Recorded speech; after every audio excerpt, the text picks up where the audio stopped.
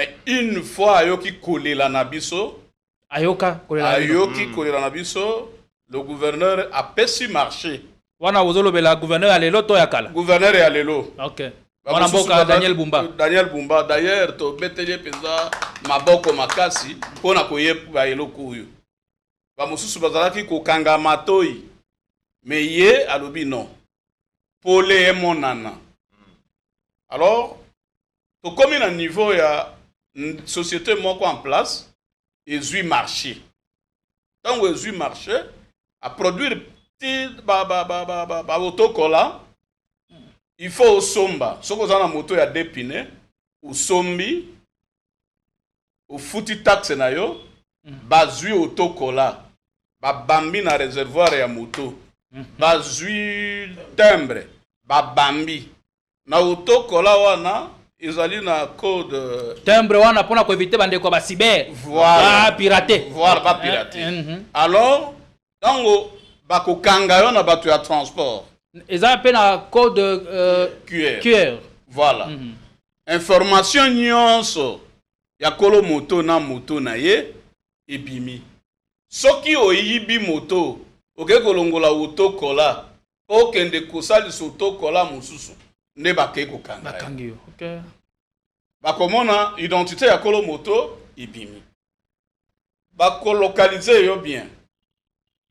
Ata soko longwe kisasa ekei na voilà.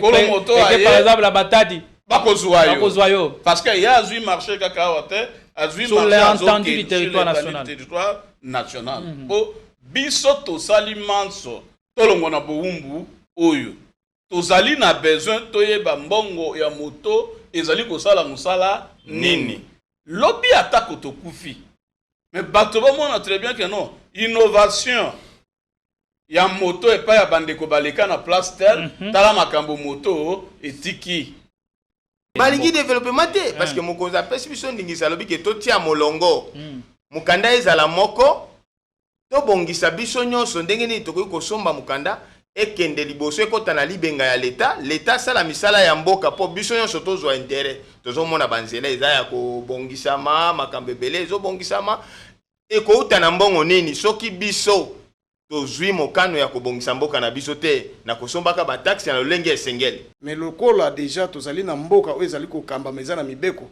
toyebi ke tokolonga parce que déjà na 24 communes bayebi so ke 95% basi bandimi alors tokokende liboso na sens ke tozo kobelela awa na ba commune oyo bakolinga koyamba taxe oyo te biso tokoyebisa ba membre na biso bakokende na ba commune oyo bayambi taxe. Confort, classe, luxe, à la fois moderne et vintage. Un mix de sensations qui vous offre des expériences personnalisées, uniques et inoubliables.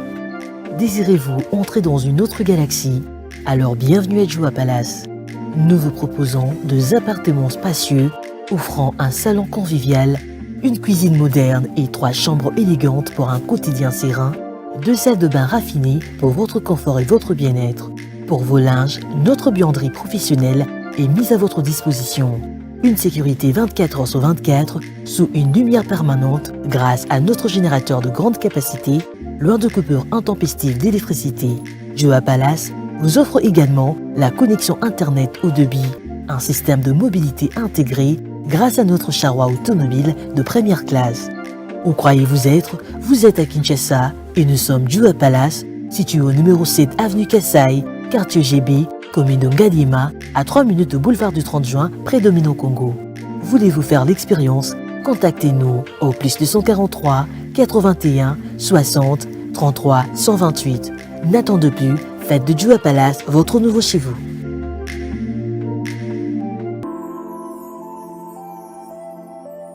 Le parc de la vallée de l'Antélé vous invite à venir partager des moments inoubliables en famille ou entre amis dans un cadre naturel de verdure unique à Kinshasa.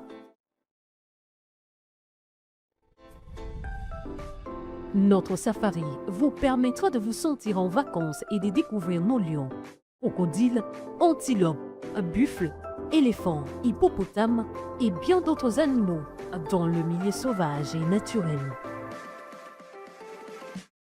Nos cuisiniers seront heureux de vous servir une variété de plats savoureux dans notre restaurant au bord de la rivière Ntsele. Le parc de la vallée de l'Antilles possède une panoplie d'activités sportives et ludiques au Cap Aventure et Loisirs pour votre détente. Kayak, pédalo, tyrolienne, cyclotourisme, piscine et vol du faucon, la plus longue zipline d'Afrique. Le parc de la vallée de l'Antilles met également à votre disposition de logements de haut standing avec un confort 5 étoiles. Le parc de la vallée de l'Antilles est ouvert du mercredi au dimanche de 7h30 à 17h. Pour tout renseignement, contactez-nous au plus 243 89 60 32 713 ou encore au 243 81 231 68 82.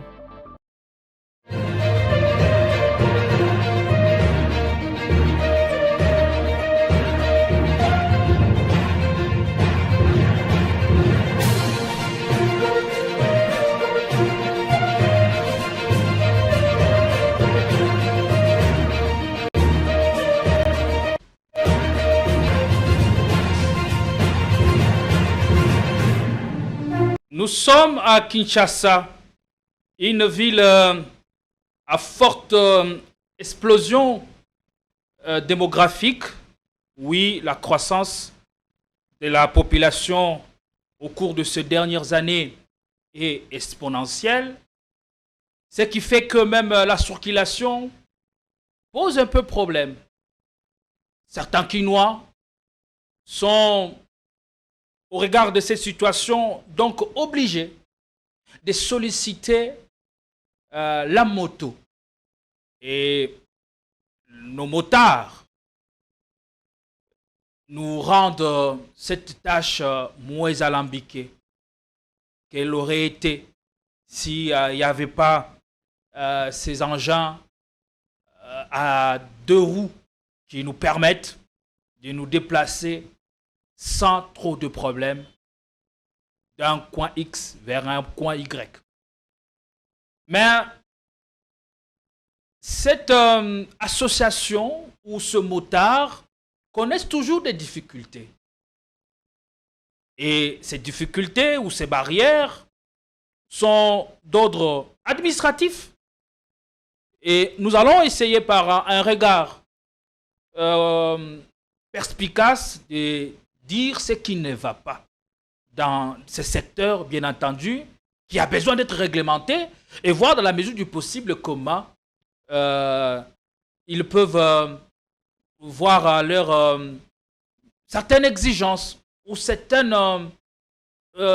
taxes être allégées carrément pour qu'ils continuent à faire ce bon travail dont nous sommes bénéficiaires, pour qu'ils continuent toujours à nous bonifier.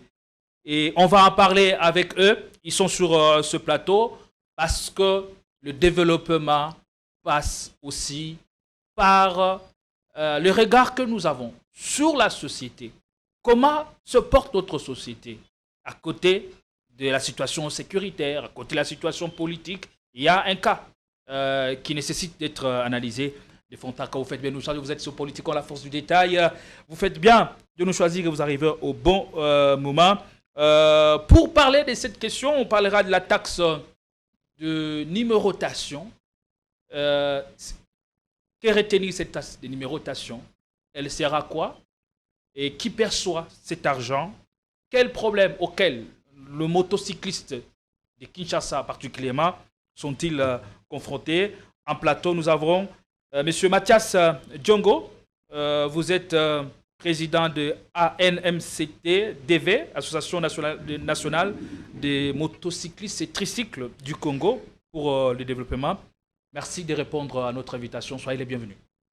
Merci, c'est le journaliste. Et on sera bilingue.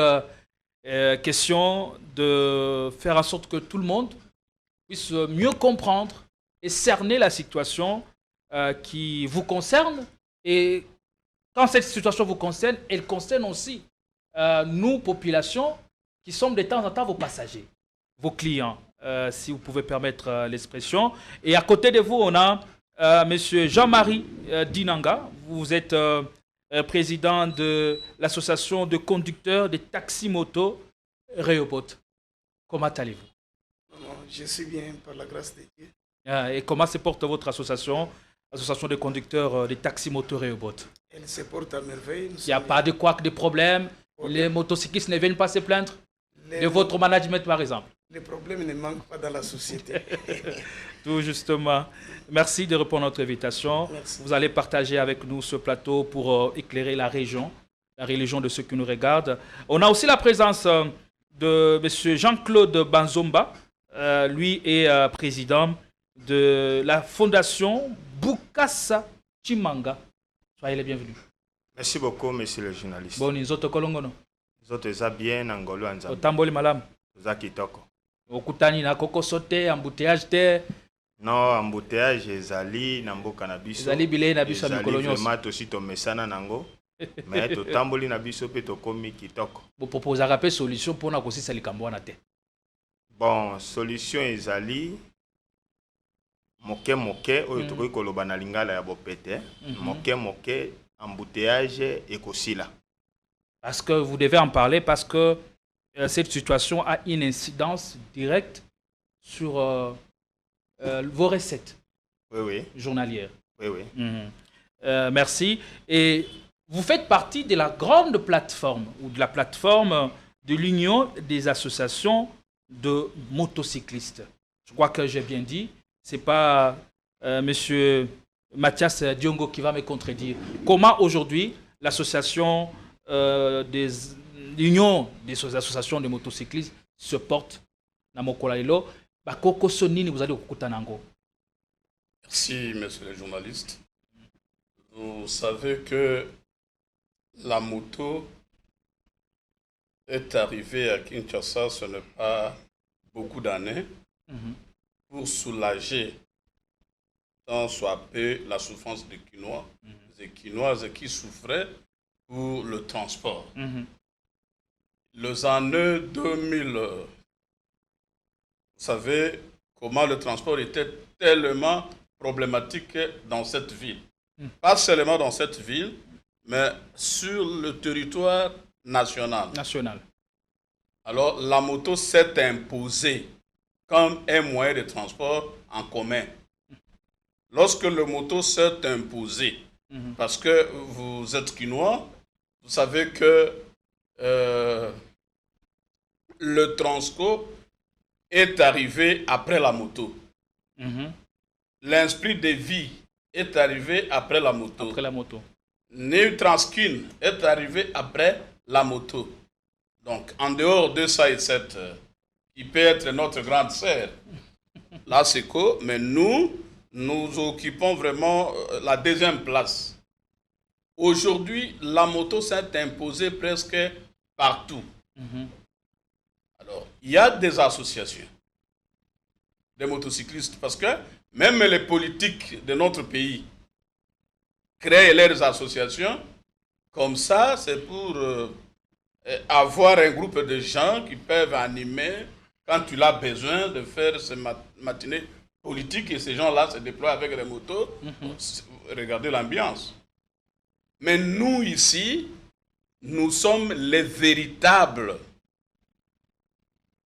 motocyclistes parce que nous sommes sur la moto, nous conduisons la moto et nous connaissons la peine de la moto pendant toute la journée. Mais on ne pouvait pas continuer à vivre comme ça, comme si nous étions dans un étang de jungle. Nous sommes organisés en association. Organisés. Chacun a son association, l'autre son association. Alors, si l'autorité a besoin de nous, quand on se présente devant l'autorité, chacun veut valoir ce qui est des droits pour son association. Alors, ça crée maintenant le désordre. Nous, comme des aînés, nous avons approché les autres. Et voilà comment nous devons... Vous avez lancé l'Union des associations, voilà, l'Union des associations des motocyclistes. C'est dans ce contexte que l'Union des associations a vu le jour. A vu le jour. Alors, il y a un président qui n'est pas avec nous ici, M. Ngeleka.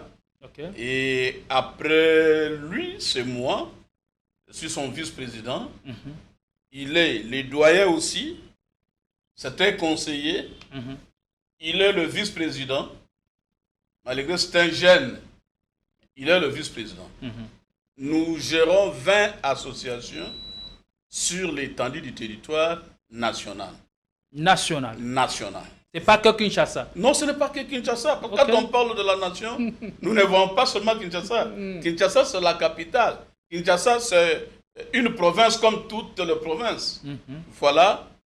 Ndeba Kambia Moto na Congo, Bango Yeyo, Bamosusu, Ukuyamba Bango Mukolo Mususu. Awa, Yangone Tutindami Awa, Toluba Maye Matali, taxe de numérotation. On en parlera certainement, mais la parole va tourner et je l'accorde à M. Jean-Marie Dinanga. Le vice-président Mathias Diongo a retracé au moins le parcours et présenté la moto aujourd'hui à Kinshasa comme une solution indéniable. Aujourd'hui, nul ne peut s'en passer. Si l'on veut,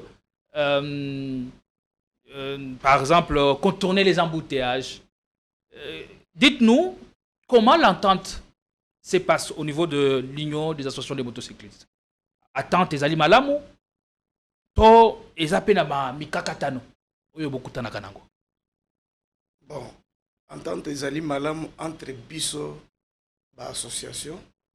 Pourquoi? Parce que tozali kolanda bit moko. Biso nyonso atako nga nazali na association na ngai moko yepe azana oya ye na ba mususu pe bazana oya bango bazali awa te. Na kati ya Lingomba Union des associations. Na kati ya Lingomba mais makelele ezate. Makelele ezate parce que tozali na bit moko. Tomonaki ke soki mutu moko akotambola nzela na ye moko tokotambola malamu te. Esengelaki tosangana esika moko. Nakoki kopesa ndakisa. Chef de l'État po a gagné ma ponomi. Asangisaki ba parti politique. O bazala na liloba moko, batambola na molimo moko, balanda pe objectif moko. Donc, association de l'Union des associations de motocyclistes, c'est lokola l'union sacrée. Ezali lokola il y a une association de motocyclistes. Pona ko zonga na sima muke. Tango to bandaki na ibandeli ezaki na kombo ya union sacrée. Ah bon? Ya ba motocycliste. Oh là là. Mais lokola ezaki na connotation politique, biso to zai ba apolitique. Nde to monaki ke sengela ki to bongola kombo wana. Et comme à union des associations. Ah yango wana. Yango nde tsuko to sangane esika moko. To banda kolobela ba motocycliste parce que biso to zali ba syndicaliste na bango. OK. To zali na esika moko ezali moto. Ba intérêt nini? O biso to kolanda ya ba motocycliste. Oyebi ke na ville ya Kinshasa, motocycliste azali na ba difficulté belé pona kotambola. Malgré que to kotambola mais difficulté zande mingi. Tracasserie pai ba mususu ko boma bango, ba mususu ko botola ba moto. Alors yango nde to esengela ke to sangana esika moko, to yeba lolenge kani ya kolobela bandeko na biso wana. O biso pe to leka na nzela wana, to zape na nzela wana tilelo. Mais ba oyo bazana Lingomba na bino bazali kokutana ba kokoso par exemple, ça n'a rien à voir avec les sujets mais on peut avoir des éclaircissements là-dessus parce que vous êtes là. Par exemple pour na ko rallier centre-ville Gombe. Ba pekisa ke motara kokota son Gombe te. Yo en tant que Mokambi, en tant que papa responsable, comment yo moni décision wana ya ko pekisa entrer ya ba motard dans la commune de Gombe, quand bien même la loi est là, l'interdiction est là, bazali koko takaka. Pe bao bazali koko ya maboko. Il y a agents de l'ordre, ils sont cueillis et arrêtés. Normalement, biso en tant que association esengeli toto sabibeko ya mboka. Lokola mobeko ezali, ngai nazali kokamba association. Nakoki koyebisa ba membre na ngai te ke no bokenda kobuka mobeko ya l'État. Jamais nakoki koyebisa ba mbongo te. Atako Lingomba na biso ya union, jamais koyi kotombukisa bato koloba ke no botelemela mobeko wana. Biso esengeli biso to akoteya bato oyo ba kolanda biso ke batosa mobeko ya l'État. Point très. On a yo décision wana ezali malamu, il faut ezala maintenu Pourquoi cette décision? Est-ce que Ezali Kokende Libanda a intérêt à binoter Monsala Nabino? Parce qu'aujourd'hui, il y a un véritable problème d'accès à commune à Gombe et vous êtes parfois ceux là qui nous aident. Bon, Ezali Kopekisa, ou bien Kopesa Pokoso na Monsala na Bisote. Parce que Kinshasa est à Gombe. Kinshasa est allé dans 24 communes.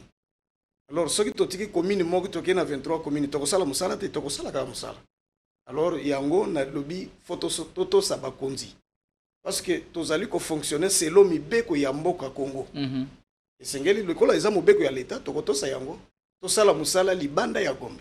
Na kati ya motivation pona kozwa mobeko wana ma motivation ba evokaki pona yo ezali ko simba penza ezali ko tenir la route. Bon, ce qui ezali ko simba te ezali problème na bisote. Bisoto te ya kande bato ke batosa yango. Wana responsabilité wana ezongeli na leta oinde akuyi kocha bato na mulongo ba oyo bazali kotosa mobeko wana te.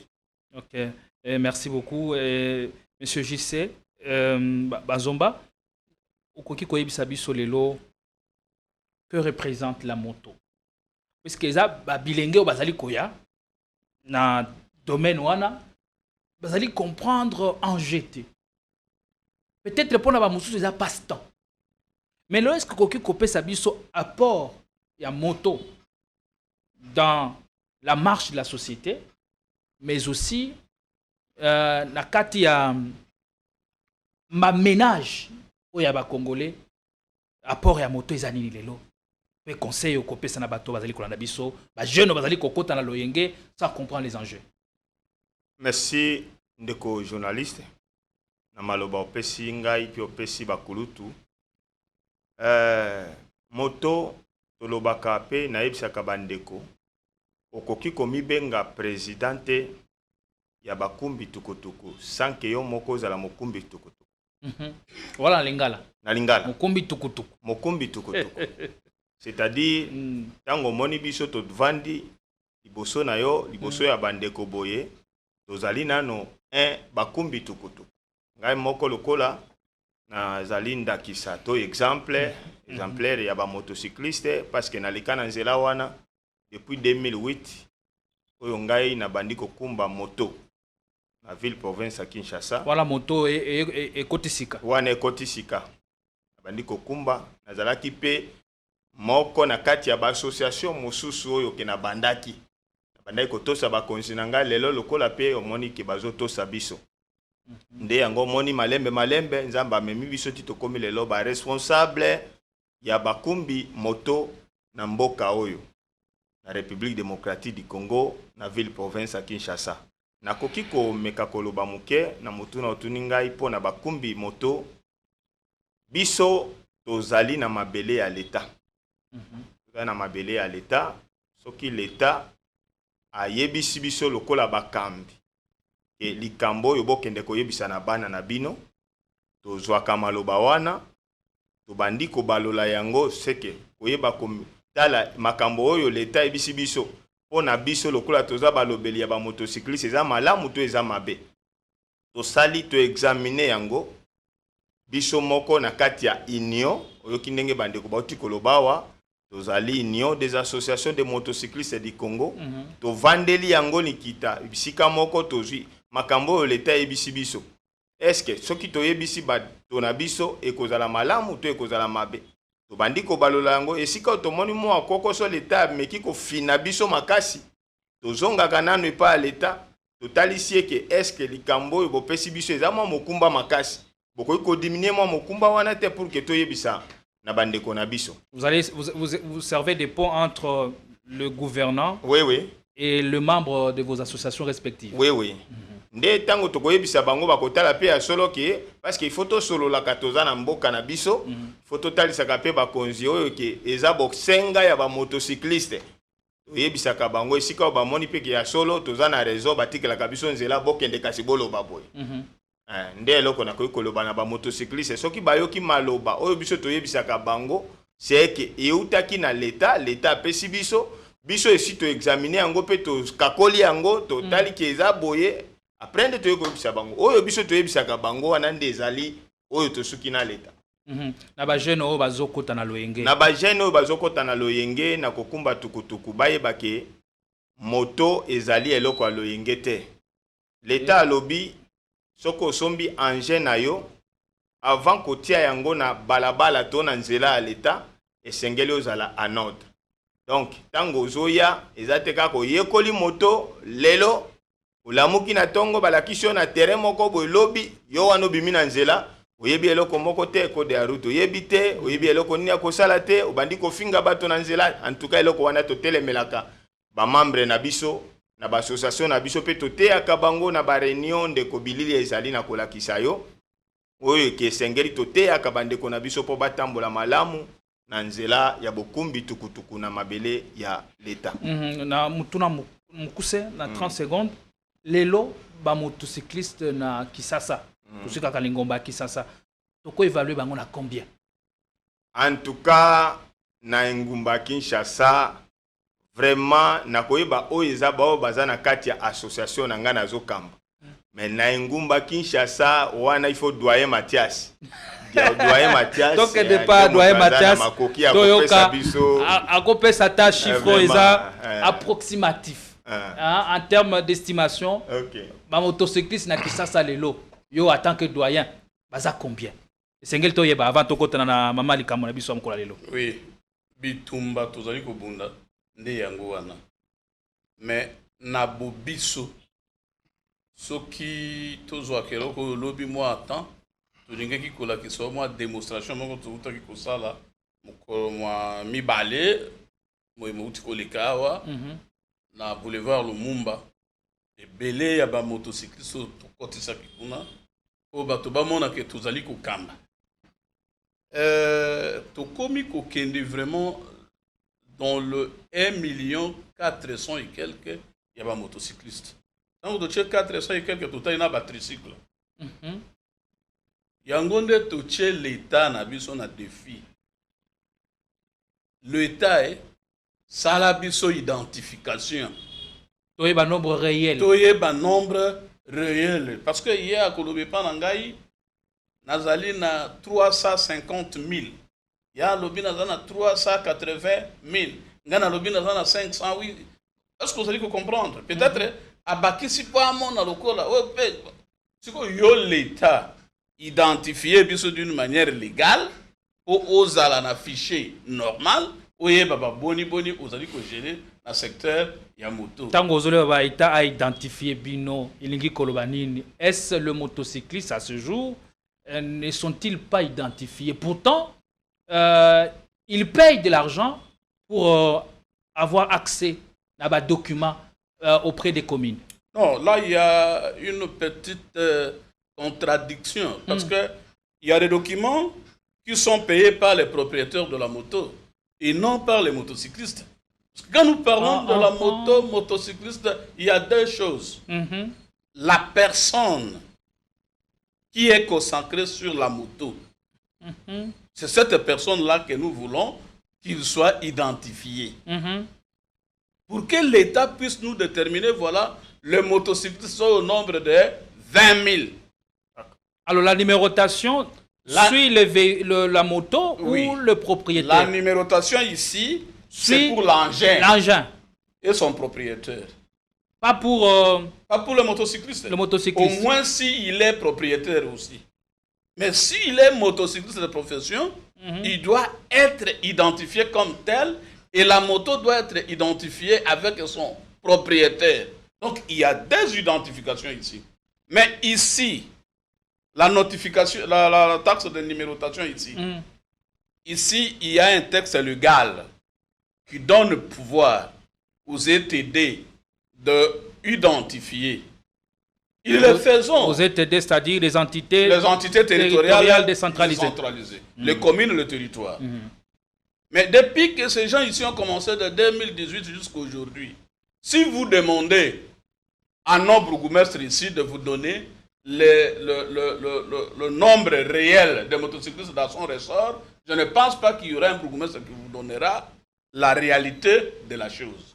Mais nous ne pouvons pas retourner encore sur le passé. Nous ne pouvons pas le faire. Nous voulons à sec l'autorité qui nous écoute prenne des dispositions pour nous identifier et pour identifier aussi nos enjeux. Il y a des tueries tous les jours ici. Quand vous êtes à Massina sur le quartier Boba, derrière le marché de la Liberté, tous les jours, on vole des motos par les voleurs à main armée. Tous les jours, on tue. Alors cette population qui perd la vie comme ça, n'est-elle pas importante dans cette ville ou dans notre pays? Voilà, nous voulons parler de la taxe de numérotation et de l'identification, qu'on puisse nous identifier comme un motocycliste. Parce que n'oubliez pas, monsieur le journaliste. La taxe de numérotation et l'identification, c'est deux choses différentes. Deux choses différentes.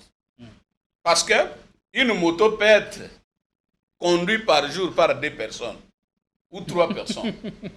Vous comprenez? Alors, une moto a un chauffeur titulaire et les 2 chauffeurs. Alors, quand vous êtes sur le tricycle, là, on n'en parle pas. Il y a autant de chauffeurs. Alors, il faut identifier tous ces gens-là. Là, vous trouverez, nous avons 50 motos, nous avons 150 conducteurs. Alors, mais là, nous allons entrer dans le sujet. Vous allez continuer sur cette lancée. La taxe de numérotation. Qui est censé payer cette taxe? C'est les propriétaires de la jet. Quel engin? Qui est censé payer cette taxe parce que les éléments que nous devons trouver là-bas, ce sont ces identités et les identités de la moto. Les allez kofuta malelo na combien taxe à numérotation et c'est un service qui dépend de ZTD ou coordonné par le gouvernement central. Non, c'est pour les ZTD. Les ZTD. Ce sont les ZTD qui perçoivent la taxe ou l'argent de la taxe de numérotation. Voilà. Alors, comme cet argent, ezalaki kozala persi lokola na loyenge. Sikoyo. Na loyenge elingi koloba nini? Na loyenge po eyebani te. Parce que na ndenge puisque ba document moto yango ozo yango na commune. Et ba certifié yango. Ba pesier un papier. Même si papier yango na ba information à notre possession ba lobi isa consistante ko faut taper même taxe 2 fois 3 fois l'an, ça se passe comment? OK. Ce qui est l'autre lobby identification et taxe de numérotation. C'est-à-dire ce qui est la commune. Commune, il faut abimiser le fichier. Il y a des motos qui sont assis à identifier. Mais tout ce ça, on a exercice, on a tout dans la commune. Songolo, ah, tu as un fichier, on a tu as trace et l'autre, on a mais au commun, des fois, baoyo bazali ko zouambongo. Basali perception, il y a 15 000 motos. Mais ils diront au bourgmestre que la commune est Mobimba, tout ça, rien que 500 motos. Voilà, ne ba konzipe ba yo ki kole la nabiso, ba lobi comme ça, et la numériser. OK. Ne to kei siko mbula oyo, to ça la taxe de numérotation numérisée. Otoye ba e produisaka combien? Taxe de numérotation numérisée et sécurisée. Et sécurisée. Là, ça permet même en cas il y a perte à moto. To découvrir moto. Pour va découvrir en na ozonga pa na yo monsieur Jean-Marie Dinanga, taxe de numérotation.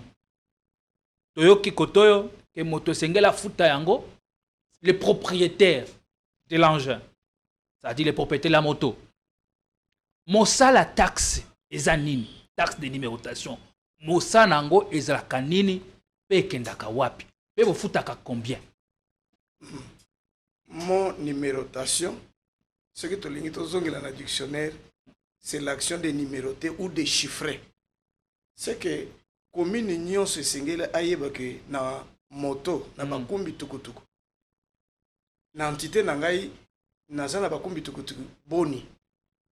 D'ailleurs, na lolenge ya malamu, lokola biso pe toza na kati ya domaine ya moto bapesi bango mokumba wana ya taxe ya numérotation bisika biso pe tovandi biso en tant que population tozalaka pe na droit ya kolandelaka bataxe biso tofutaka ekendaka wapi esalaka pe mosala nini.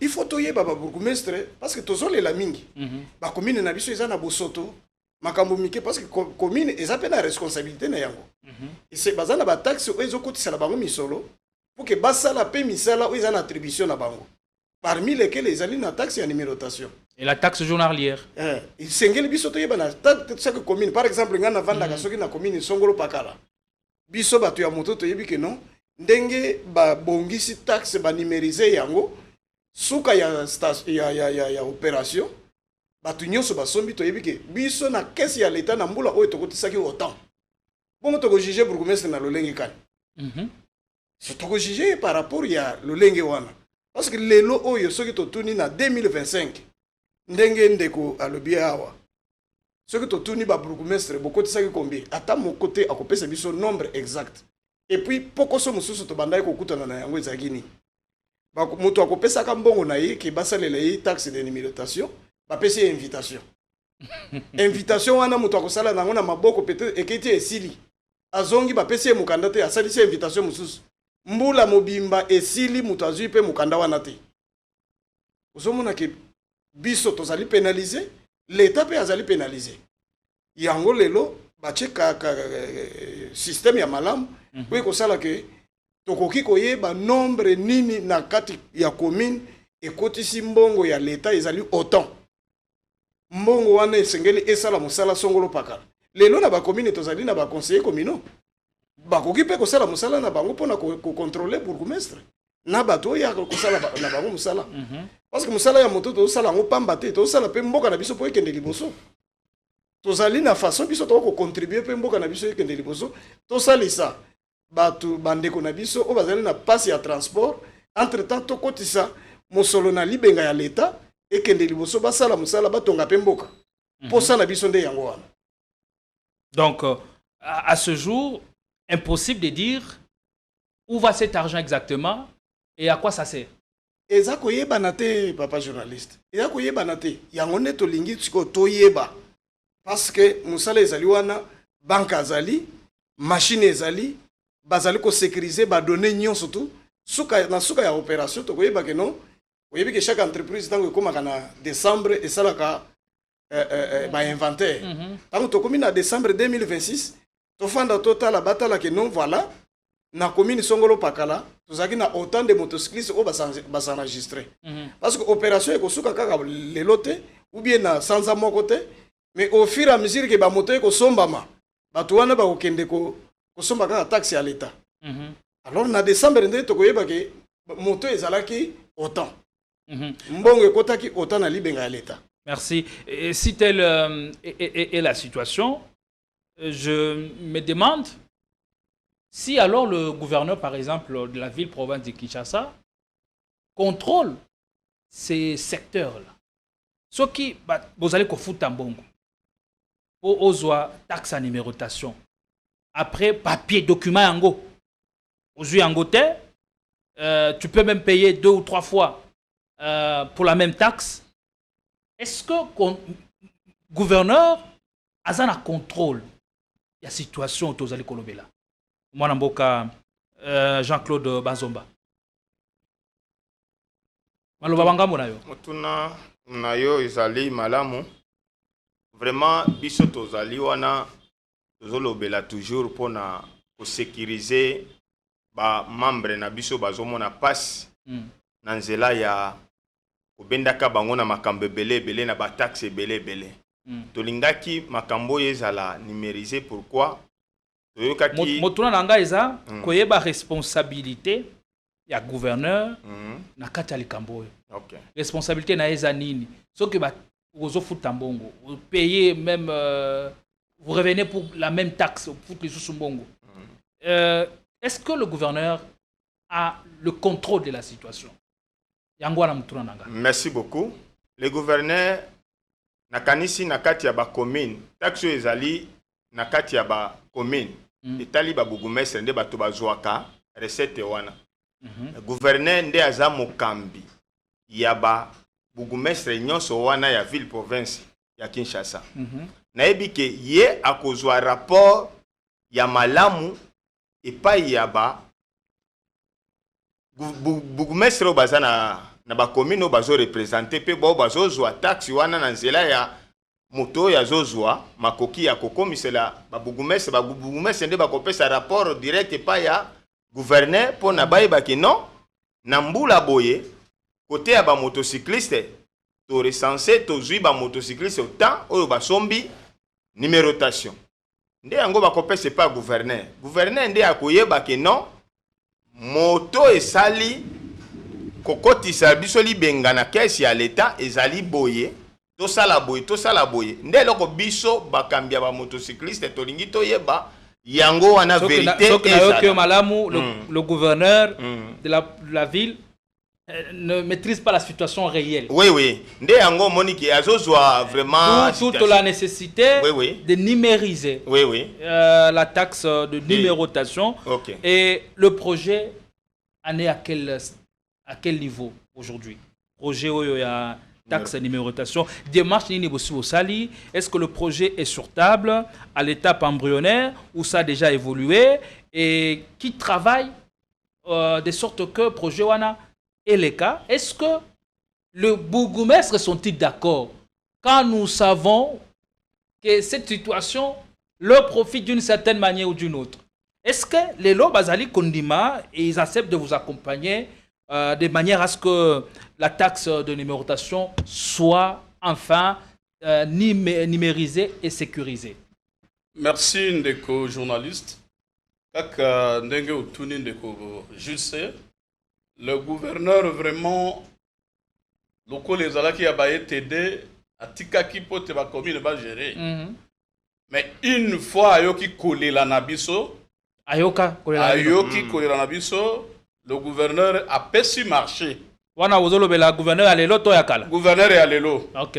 Wana mboka Daniel Bumba d'ailleurs to beteli peza maboko makasi pona koyeba eloko oyo. Ba mosusu bazalaki ko kanga matoi. Mais ye alobi non. Pole monana. Alors to comme un niveau ya société moko en place ezui marché. Tant que ezui marché à produire petit autocollant, il faut au somba. Ce qu'on a dans moto ya dépine au sombi au fouti taxe na yo bazui autocollant ba bambi na réservoir ya moto bazui timbre ba bambi na autocollant wana ezali na code timbre wana pona ko éviter bande ko ba cyber voilà pirater ba pirater. Alors donc bako kanga yo na bato ya transport eza pe na code QR voilà information nyonso ya kolo moto na ye ebimi soki oyibi moto oke kolongola autokola okende kosali autokola mosusu nde bakei kokanga bakangi yo. OK. Bakomona identité ya kolo moto ebimi bakolokalize yo bien ata soko longwe kisasa ekei na voilà kolo moto aye par exemple la batadi bakozwa yo parce que ya azui marché kaka wate azui marché du territoire national po biso tosali manso tolongo na bowumbu oyo tozali na besoin toyeba mbongo ya moto ezali kosala musala nini lobi atako tokufi mais bato bomona très bien que non innovation ya moto epai ya bandeko baleka na place tel tala makambo moto etiki parce que apata yo awa poko ma awa avant je pense très bien moto esunga ka ver moko nakasi alors moto akote vie moto azalité alors sur 100% ya ba bourgmestre 90% 95% bazali d'accord sur 100%, sur 100%. Sur le 24 bourgmestres de Kinshasa, près de 20 sont favorables à ce projet. Kaka, ba oyo ba mona kalkola mokili ezali ya bango. mais tozali kuna te mpona nini bazali influencé epai ya baagent ya transport oyo bazali na bacommune lokola basuperviseur bazali koinfluence bango oh non mbongo ekomonanaka te mbongo mais papa mbongo ezali kokota moke awa yo bourgmestre oyebaka yango pe te mais on vous aide ici que mbongo eya nyonso oyeba kosala mosala na yo ya commune soki ozwaka 2 millions tolingi 10 millions oyo ezangaka yo oyo ekuta lisusu yo awa esala 12 millions oyeba kogere commune na yo ozoboya mpona nini alors pratique eza nini oye ofuti mbongo na banque oleki na machine otiki donné na yo nyonso oleki babambeli oyo tokola okei ekozwa 20 minutes te il faut okende alors tango mbongo yango pe ya taxe eza ba combien à peu près pona moto afuta pona taxe de numérotation na ndenge na projet ezali 50 000 na moto ya deux pneus eza 50 000 na moto ya 2 pneus ofongola micro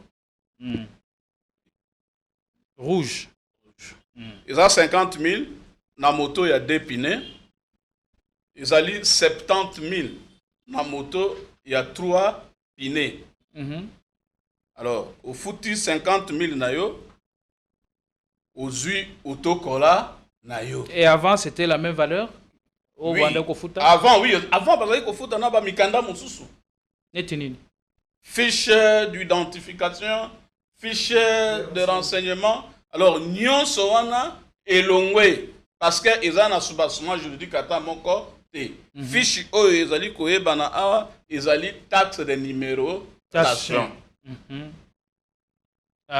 sikoyo tokokende na ngambo ya monsieur Jean-Marie Dinanga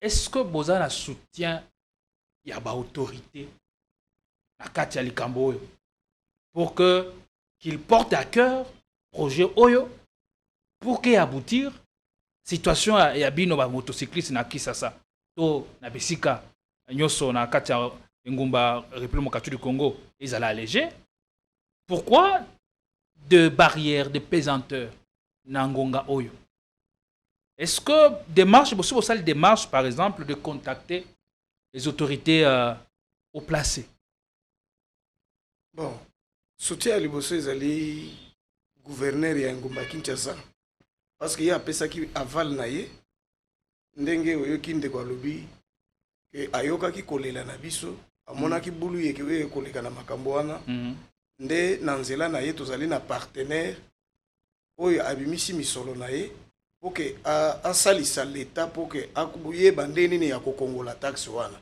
nde soutien ya liboso tozali na yango wana parce que soki ezalaki soutien te akoki kopesa aval te ke moto wana akoma na kokutana na babourgmestre bayokana basinye mpe bapartenariat po bayeba lolenge kani ya kokongola taxe wana soutien ya liboso yango wana soutien ya mibale ezali ya babourgmestre bango moko oyo bamoni ke likanisi wana ezali malamu c'est déjà un soutien pour nous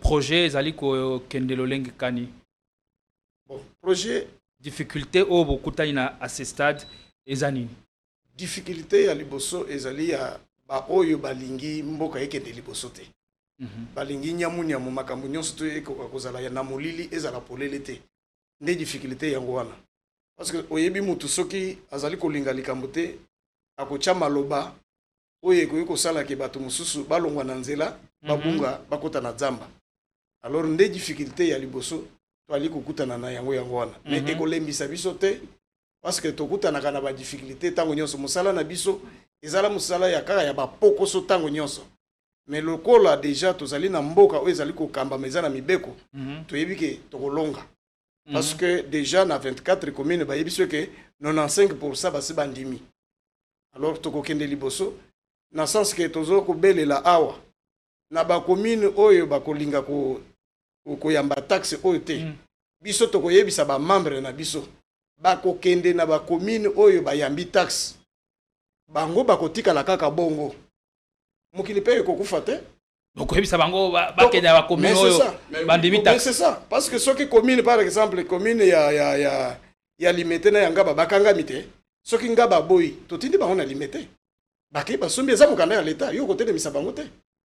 Yo siko vanda kimia osala oya yo lolenge olingi kosala parce que tozoko comprendre te balingi ba sécuriser mokanda ezala paye uniforme tala kala ezaki mutu na mutu asala na mokanda na lolenge na ye oyo Kinshasa asali na ndenge na ye Barumbu asali na ndenge na ye Kimbancheka asali na ndenge na ye mais awa balingi basala ezala uniforme mais une bonne partie ba bourgmestre batelemi le projet bon soki batelemi le projet biso toza na problème te eza droit na bango eza ba entité bango bazokamba mais biso tosiko to kokende na ba oyo bandimi alors posa na biso ezaki biso to koyebisa ba membre na biso ba kokende na ba commune oyo bandimi pour que taxe kende liboso parce que mbongo ezokota na libenga ya leta. Merci beaucoup na ba bourgmestre bazali kotia bâton dans le roue pour que projet et aboutir te nini okoloba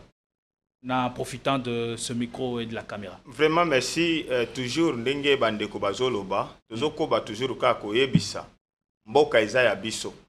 Il faut totia ordre na ndenge mokonzi ekolo alobi totia molongo na mboka na biso.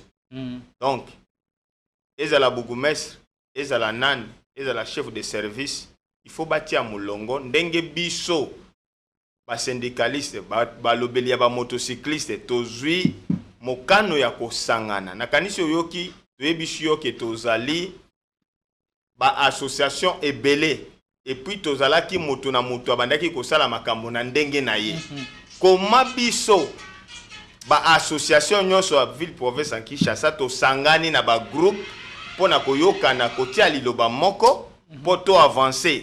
Mais bango lokola bakambi oyo bayebani ya l'état pourquoi pas bakoyi koyokana ba mosusu bandimi ba mosusu baboyi nde eloko ezopesa biso passe donc ba oyo baboyi kondima c'est que bango bazali kolo ya mibeko parce que mokonzi ekola lobi ke bazali koboya balingi développement te parce que mokonzi apesi biso ndingisa lobi ke totia molongo mukanda ezala moko to bongisa biso nyonso ndenge ni tokoyi kosomba mukanda ekende liboso ekota na libenga ya l'état sala misala ya mboka po biso nyonso tozwa intérêt tozomona banzela eza ya kobongisama makambo ebele ezobongisama ekouta na mbongo nini soki biso tozwi mokano ya kobongisa mboka na biso te na kosombaka bataxe na lolenge esengeli bato balingi toujours mbongo ekotaka na mabenga na bango lokola bamesana biso lokola ba syndicaliste ba motocycliste papa utunaki likambo ya baintérêt oyo biso tozwa papa tozomona pasi butu moi ndenge toyeboyi tovando koke na transport na yo ozongi na transport na yo pona kolobela kaka ba motocycliste mais pourquoi pas bango bakoiko salake bolingo biso toza nango na mboka bango pe balinga mboka lolenge biso pe tolingi mboka na biso. Merci. Donc c'est un peu ça bazwa likanisi ya malamu ndenge baninga bandimi ya kosala mosala elongo na l'état ya kotia molongo bango pe basala basadere na likanisi baninga ba bourgmestre mosusu ba. Donc entre temps mwana mboka oyo azwaki likanisi wana ya kopesa biso projet oyo bozana ngo d'accord asi asali musala malamu nyonso esili ndeko na biso il a tout fait ndeko na biso asali na mayele na ye moko aye na projet na ye pe projet na ye tango atalisaki biso tolobaki ke okokoka ndeko na koyiko biso leloko moko na kanisi omoni lelo na ville province ya Kinshasa ozomona ba plaque eza na ba moto nyonso. Pourquoi tango baye koloba ke non moto esombaka taxi te moto ezalaka na contact ya sombi ya nini oyebi prix ezali lokuta bayaki kokweyisela biso likambo ya plaque tokutanaki na bakonzi tosololi batiaki plaque ezalaki niveau ya likolo biso lokola balobeli ya ba motocycliste tokitaki na terrain tokutani na bakonzi tobite oyo botie eleki ebele mais moto bosombaka ngo na plaque moto ekoma lelo nde wana nano avant que plaque eya. Donc ezaki na no moto ebandaki kotambola sombi kaka moto plaque oke osomba ngo esika mosusu to sombi wa mais lelo comme moto akoma osomba moto na plaque osomba plaque na moto na yo na plaque plaque ya moto na ezali kokota la recette l'état mbala moko directement donc mbongo ezokota directement na caisse ya l'État tant kaka moto etekami yeba ke mbongo ekoti na caisse ya l'État mabe eza wapi ndenge lepende kwa ye na likanisi ya otokola numérisé donc asali eloko moko ya malamu ke il faut to apprécier tondima yango et puis ville mobimba ezala ndenge moko eza teke mikande teke makikuna eza ndenge mosusu musu rouge musu vert mususu boye kaka bango moko bandeko ya transport okomona bazokanga lisusu ba moto te oh toyebi yango te mais asombaki kana commune oyo ke eza na kati ya province aki omoni yango eloko yango pe esali bango moko bazo ambrouiller biso nde tomonaki te lokola bazo ambrouiller ba membre na biso bongo il faut eloko ezala moko oyo kosombama ezala ndenge moko bango nyonso baza na sima ba bourgmestre na bango pona ko accompagner. Très bien dit ndeko Jean-Claude Bazomba Toko Souka et pas monsieur Jean-Marie Mathias Diongo doyen awa nyonso elobami senge siko sensibilisation. Oui. Vous allez déjà ça dans vos associations respectives mais à travers déjà ces canaux vous collectez sa message na baope bazali l'association mon côté. Et aussi, la grande question en 2 minutes, comment aussi l'identification des motocyclistes et que ça la manato nango. Puisqu'on a déjà le pays Kambo Moussous. Merci. Message ezali boy. Congo ezali yabiso, Kinshasa ezali yabiso, musala ya moto biso nde toponi yango, po ete tosala pona nini bato nyonso toza na misala te. Kinshasa oyo ezalaka ya kala soki oyeba kotuna oyo ye kosala mikolo boni mais awa soki oye Kinshasa motuna wana ezalaka lisusu te mpona nini moto nde tata moto nde mama moto nde ngai donc oza na moto oza na nyonso eza musala bana basi bazalaki kovanda sans aboti kuna aboti mais lelo okomona mutu ya 27 ans mutu ya boye ayebiso ke na lobala moto esungi biso makasi to pesa yango lokumu to pesa musala na biso lokumu badongolo miso oyo bazali kotelemela taxe de numérotation na makambo oyo ezangi sens batika parce que taxe oyo mutu nyonso ya kotelemela yango biso pe tokolemba te tokotelemela ye awa tozali ko alerter ezala ba bourgmestre ezala ba chef de service ya transport gouverneur pe Daniel Bumba azali koyoka bino gouverneur azali koyoka ministre ya transport azali kolanda biso ministre ya intérieur azali ya sécurité ya ville azali kolanda biso tozali na mutu na problème te souci na biso ezali tofuta mpako ya mbula matadi totala ti na décembre toyeba to produire combien siko tokoboma na wana place nini baye bazali koboye tomoni na sele basali papier moko ya jaune malamu na barumbu basali papier ya jaune toboyi te mais le lundi tokosala effort tokutana na ba bourgmestre wana sima ya biso kokutana na bango soki baboyi tokosala kaka oyo tokoki na kati ya kosala tokoki kosala ezali nini tango totuni yo ke oyo nyonso so olia awa sanzela biso awa tomoni ba ministre bakangami tomoni bato ebele bakangami sikoyo kaka mutu ya commune pe bakanga ye ça demandera quoi soki bazokanga donc botelemela ye pe baaction wana ekobanda quand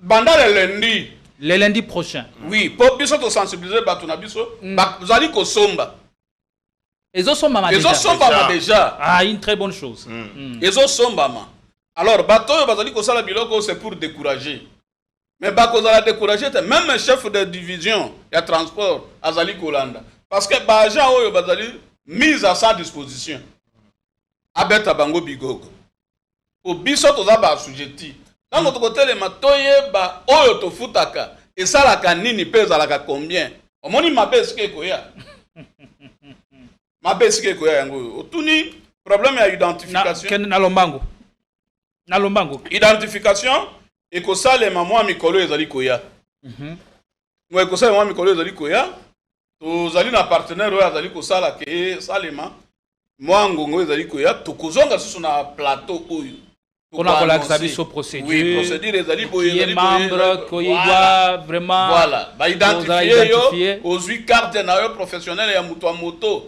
ezali permis de conduire te carte na professionnel ya moto ya moto voilà ekosalema bongo masi liloba suka na 30 secondes epai ya mwana mboka Jean-Marie Dinanga.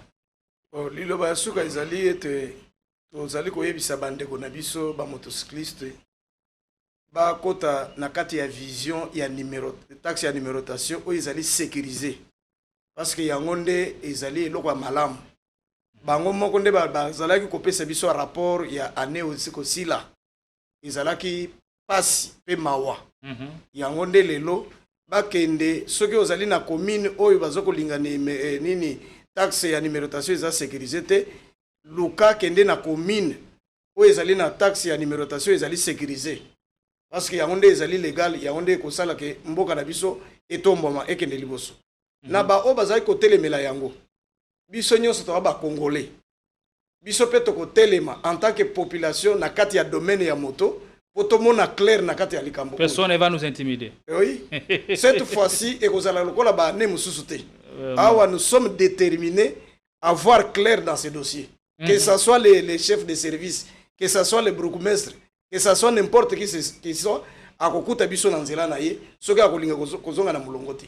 Maloba suka mwangamu na yo. Merci ndeko journaliste maloba nanga suka na napesi bawewa nyonso ya Congo pe ya Kinshasa mbote bipai bazali kolanda biso na makambo tozoloba nakoyebisa na bango boye ke balanda molongo oyo biso bakambi na bango tozomema bango parce que biso tokoki komema mwana na nzela ya mabete papa soki oboti mwana okolingaka mwana na yo akola malamu azala malamu atosa mibeko na yo pour que azala na kimia nde eloko tozomema bango bayeba na komema makambo oyo biso tozomema na bango epa baninga na bango bipai bazotambola bao bazolanda biso na miniti oyo mpona koyebisa bango baleka na bacommune oyo ezoteka otokola donc